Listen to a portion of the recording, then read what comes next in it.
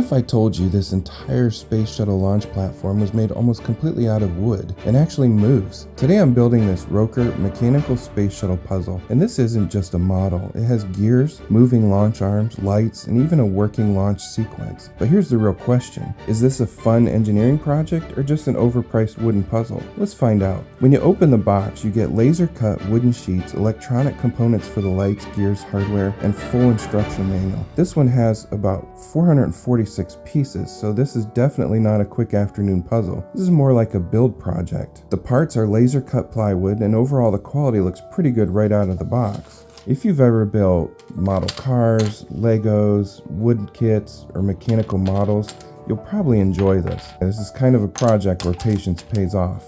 This isn't just stacking wood pieces, you're actually building mechanical systems. You've got gear trains, linkages, and motion transfer systems that control the launch platform arms. As an engineer, this is actually very cool. I really respect the amount of work and detail that went into this project.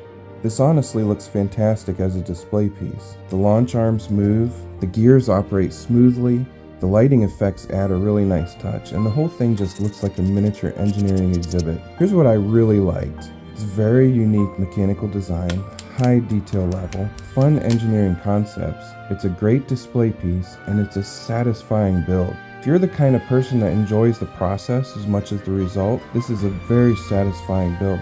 I really respect all of the mechanical joints, how they made different parts to bend and twist with wood. It blows my mind how this went together. If you've ever built one of these mechanical wooden kits, tell me in the comments if it was fun or if it was frustrating.